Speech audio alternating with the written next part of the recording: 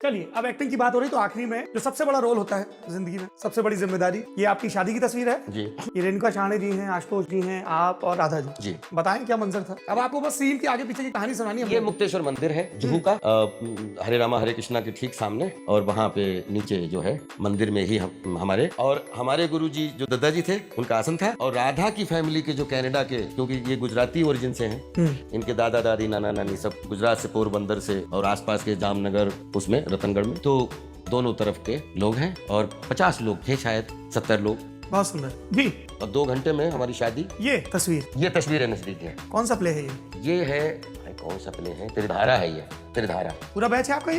हाँ, पूरा बैच हमारा है। पहचान पा रहे सबको? सबको। बताएं जरा प्ले के बारे में। ये आई थिंक जन्मेजय का नागयज्ञ है। रॉबिन दास वाला। ये जन्मेजय का नागयज्ञ, क्योंकि हालांकि त्रिधारा में भी रहते थे, बेयर बॉडी ही रहना पड़ता था। जन्मेजय का नागयज्ञ भी जो था वो भी बेयर बॉडी का ही था। दोनों जन्मेजय है ना? हाँ, जन्मेजय है। इसी इसमें काश्यप ऋषि की भूमिका। आई थिंक ये जो ग्रैंड रिहर्सल होता है उसका फोटो, ये श्रीलंका का फोटो है साहब। क्या करने गए थे? अभिज्ञान, यही आपका संस्कृत में त्रिधारा करने गए थे। उसमें अभिज्ञान शाकुंतलम जो है संस्कृत में पूरा था, उसको हम लोग गए थे। कोलंबो, और जो मुरलीधरन जी का वो का है उसका नाम, 3-4 शो किए थे अलग अलग। कैंडी कोलंबो, कैंडी, और जहाँ अलग अलग शोज किए थे। संस्कृत बोलते थे इसमें। कोई डायलॉग याद है? हाँ बिल्कुल। भोदिष्टम एतस्य मृगयाशील से राज्ञो वैश्वावेन निर्विन्नास। ये ऐसे कुछ कर रहे थे। क्या रोल था? विदूषक भोदिष्टम। और उसमें रीता जी का पूरा डायरेक्शन था। इस प्ले ने एक्चुअली बहुत सिखाया हम लोगों को कि थोड़ी सी फिजिकल प्रॉब्लम नहीं, तो उनका करके दिखाते कि रीता जी ऐसे बैठती थी और पड़ोस से सब निकलते थे बच्चे, 1 2 3 1 2 3 1 2 3, और जिसने डंडा। तो जब रीता जी के सामने से निकलते थे और डंडा नहीं पड़ा तो कांड होता था, अंदर बहुत संतुष्टि। और नहीं तो जब उनके सामने निकलते थे तो मेंटली प्रिपेयर रहते थे कि हे भगवान अच्छा हो जाए, नहीं तो इधर नहीं हुआ तो पीछे। वो ऐसे बैठे बैठे बड़ा प्यार करती थी हम लोगों को। और आई थिंक ये प्ले ने हमें एक्टर बनाने में बहुत मदद की, क्योंकि इतना होमवर्क था। 4 महीने हम लोगों ने ये प्ले किया था त्रिधारा गृह में, यहाँ NSD में। और ये 4.5 घंटे 5 घंटे का प्ले, 5.5 घंटे। और दर्शक सब अंगीठियां लेके बैठते थे, क्योंकि खुले में हो सकता था त्रिधारा। और हम लोग इतनी दिल्ली की ठंड में, और सर 7 बजे प्ले शुरू हो जाता था और 7:05 12:30 बजे खत्म होता था। सारे ऑडियंस तो अपनी अंगीठी में से, और हम लोग जो है था बोले पीछे क्यों कर रहा है, बोले नहीं ठंडा लग रहा है इसलिए।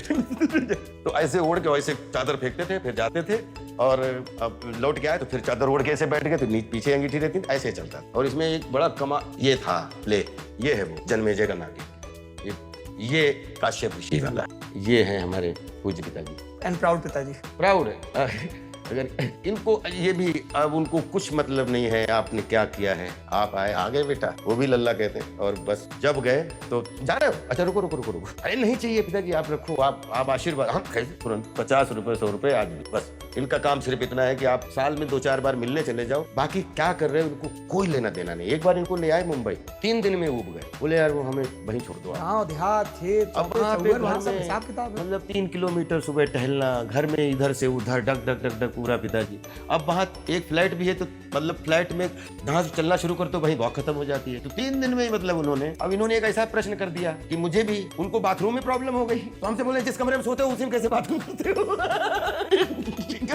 क्योंकि बाथरूम के लिए अगर आपको घर में भी है तो आपका ये कमरा सोने का, तो थोड़ी दूर आपका बाथरूम का एरिया अलग होता है, जो 4 नहाने के उस तरीके। ये आपकी फिल्मों का सिलसिला बताइए। ये साहब फिल्म है अर्ध, और आई थिंक ये हमारे ये कैरेक्टर के माध्यम से मैं अपने पूरे क्रिएटिव वर्ल्ड को एक कैरेक्टर डेडिकेट करना चाहता हूँ। और ये कैरेक्टर हमारे लिए कैरेक्टर नहीं है, ये लाखों करोड़ों वो आवाज़ है, चाहे मीडिया में हो, चाहे थिएटर में हो, चाहे फिल्मों में हो, जो जिनका नाम हो जाता है वो राजपाल बन जाते हैं, और जिनका नाम नहीं हो पाता है वो यही संघर्ष चलता है कि बेटा कैसे पालें, वाइफ कैसे पालें, दिन में थिएटर करूं कि कैसे किराया दूं, कैसे ये एक्चुअली ये फिल्म एक रिसर्च है। और मुझे लगता है कि शायद एक एक्टर की व्यथा और कथा को समझाने, एक क्रिएटिव पर्सन मीडिया का हो, किसी भी फील्ड का हो, तो आई थिंक ये ऐसी कथा है जिसकी व्यथा में हर आदमी अपने आप को रखा हुआ, करने का सौभाग्य मुझे मिला है। बहुत सुंदर रोल है जी। लेकिन ये सबकी व्यथा है, और ये व्यथा इसलिए उनके सामने, जैसे हाइट को लेके मैं मेरी पत्नी और वो बनाई थी, ऐसे ही उन लड़के लड़कियों के लिए कि किसी भी फील्ड में हो, लेकिन जब तक